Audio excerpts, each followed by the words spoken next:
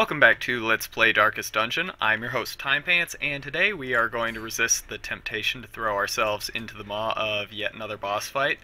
Instead, we are going to continue the process of getting our party fighting fit and ready to attempt this boss fight, or perhaps just shoot straight for the roster goals. Probably that one, but we'll see. Anyway, again, I do have to apologize. This is not the most exciting party or trinket loadout. I know it has been a few episodes now in a row that we have run this. So let's get started. Gather 3 medicines from the wheel. I'm kind of over the wheeled for right now. So what do we want to do here? I don't think it really matters. Let's do the Warrens. I don't think we've done it as much. Again, we're going to be running in darkness here, so let's get our stuff outfitted. Again, I have to apologize for the rather cowardly purchase of food, but again, this is kind of a situation where I really don't want to lose any of our characters before we're able to complete those roster goals, so it's going to be a little bit boring.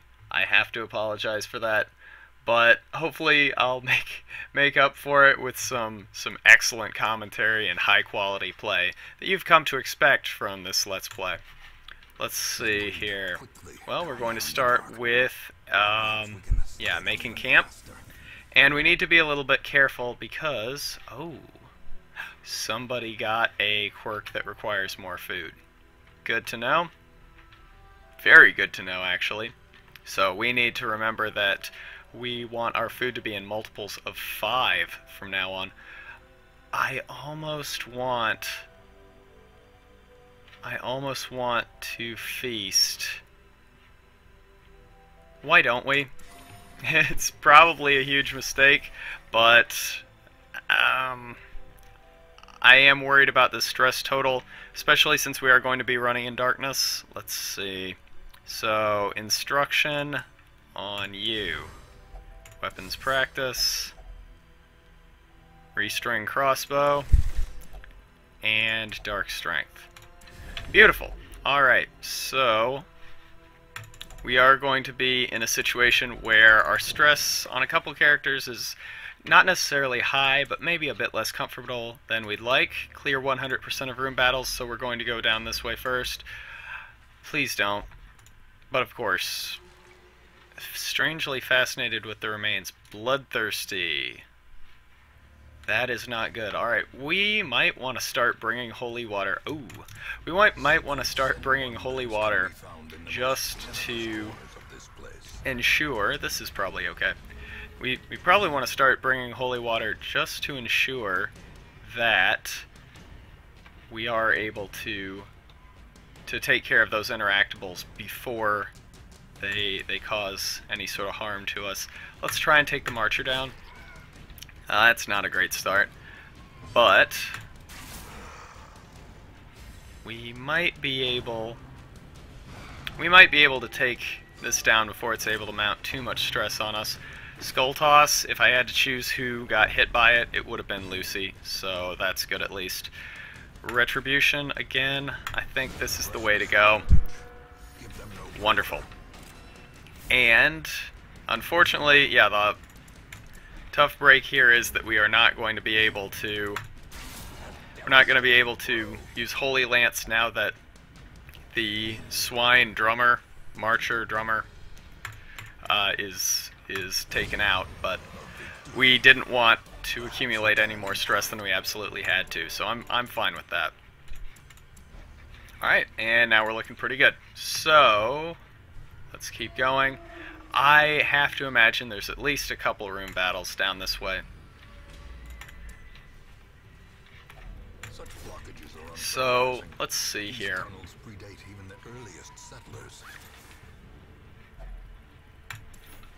So, I think with this dungeon we will clear... I don't think Our Arbalist is going to hit level 5, but I do think our Man-at-Arms will. So, if nothing else, I think this does mean that we'll be running slightly more interesting party compositions in the future. One of the things that makes this kind of difficult or repetitive... One of the things that makes this kind of difficult or repetitive is because there are just a handful of party compositions that I really feel comfortable with if we are going to have an occultist, especially because I really don't want him in any row other than the third, because he has access to eat 4 food. Oh, okay. The quirk only applies to camping? Okay. But yeah, I really only want our occultist in the third row because it gives him access to sacrificial stab as well as his healing. So, I mean, 4th row is viable. I guess with an Arbalist it's more viable since he can use those turns to mark. But if we get ambushed, then yeah, it's going to be a bit annoying. This is okay. He's just going to jump back on his first move.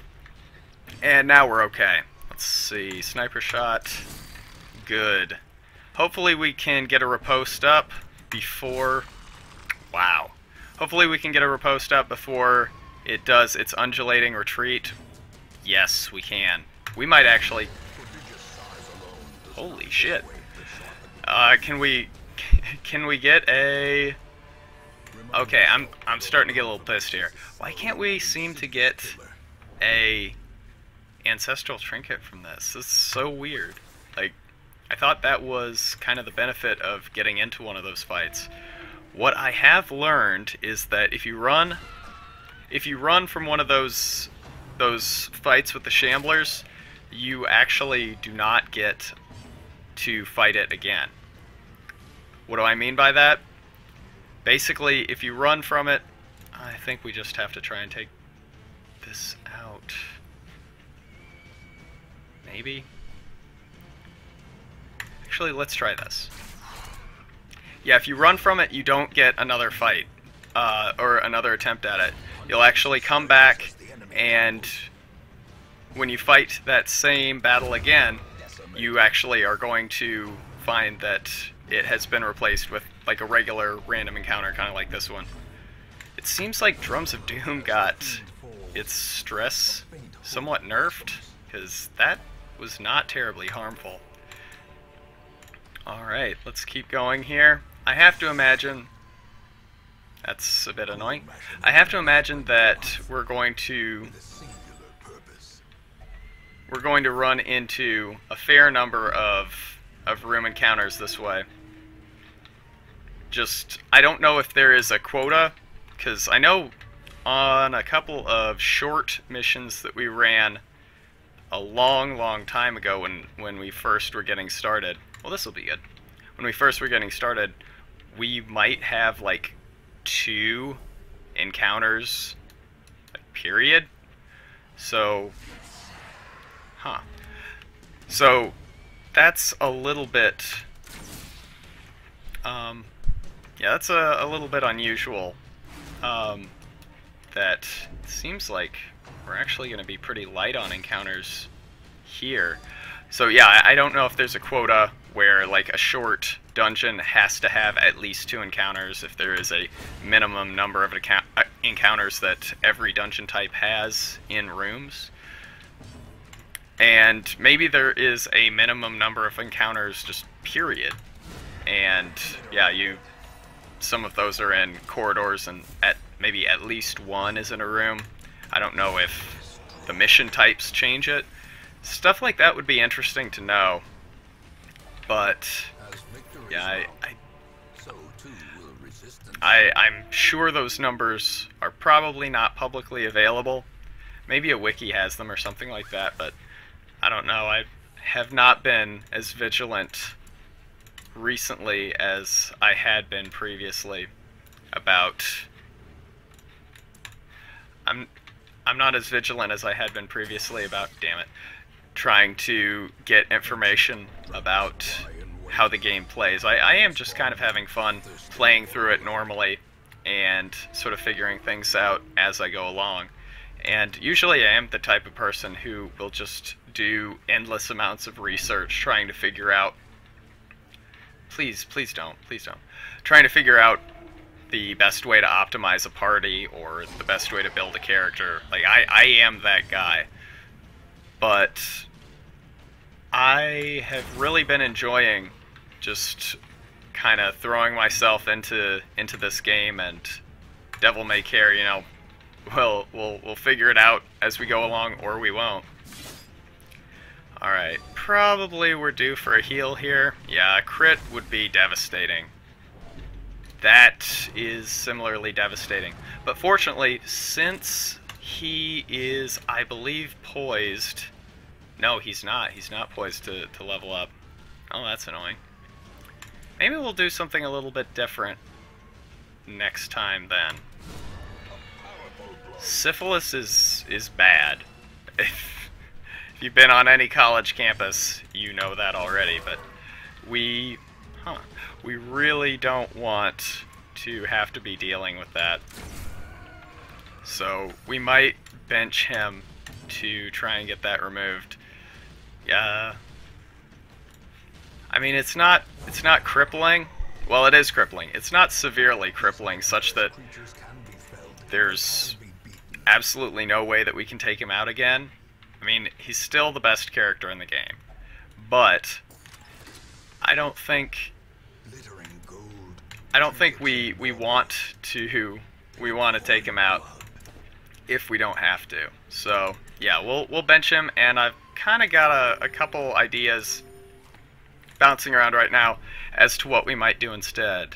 So okay, we do have 2 more encounters here. 40, 41, but his health is a bit lower. Please, thank you. Alright, so we can actually use a bandage here, so why don't we? And that was definitely worth it. That was absolutely 100% worth it. Alright, no problem. We got pretty good payout there. And since we only have 1 corridor left, let's get to the door, and I think we can eat. Ah, he's full. I don't think anybody else really needs it, so yeah, let's press through here. I wonder if we had Stress Eater and Feasting dropped that stress. Ah, yes, Stress Eater. So yeah, Feasting actually dropped his stress below that threshold, so now hunger events don't trigger that additional food consumption. Let's see, Sniper Shot. Take out the Gore, since that is the most damaging. Please don't drop more diseases on us, thank you. Alright. Why don't we just try and take the Marcher down? Damn it. I have to admit, I'm a bit disappointed. But yeah, this should be pretty free right now. Let's see. Yeah, let's try and take this down. Because yeah, the potential to be diseased is pretty much something we want to avoid. Yeah, I think we're still fine. Please don't. Now, this is something that I did not know, but apparently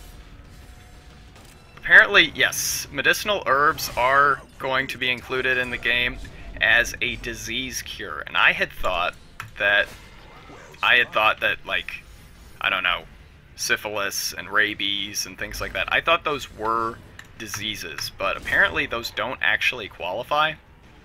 So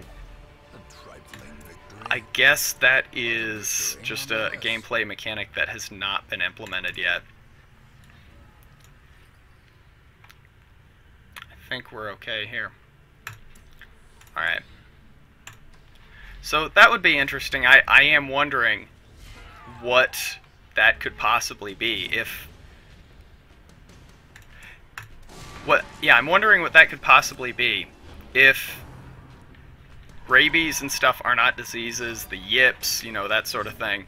Basically stuff that, you know, adverse reactions that can occur when you get vomited on or what have you.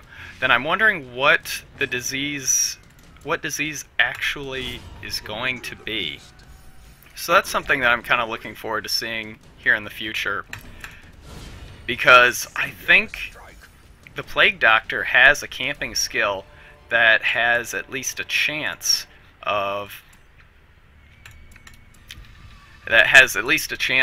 removing disease, and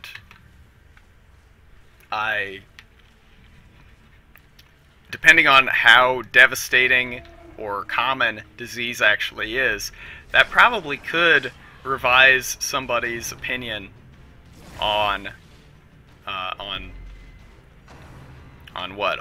what the Plague Doctor's standing is. Well, let's see.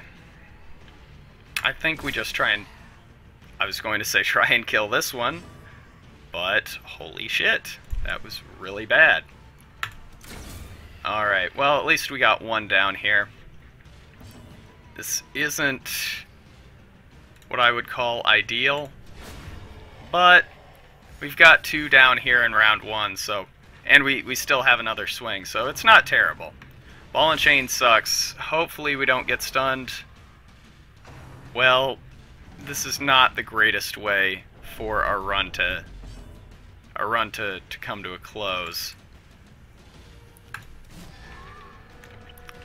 Maybe we could have gone for the Swine Reaver instead, but yeah, I wanted to be able to guarantee that we take out the Marcher, since the stress is the only thing that we're really going to carry from one dungeon run to the next. I think we go with Rampart. Try and get the stun here? No. Okay.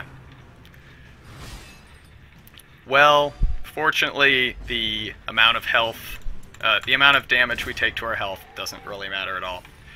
So, it was... I think I'd be lying if I said it was a difficult run, but not ideal. Basically, both of their Stross totals switched, but also went up. So, not the best run we've ever had, but not terrible. And Mortimer leveled up, so he will not be coming with us. That sucks. That really sucks.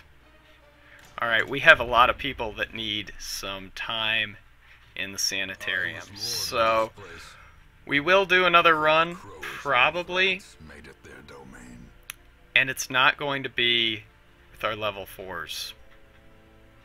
How are we going to do this? Well, we'll figure it out next time. Until then, thanks for watching, and I'll see ya.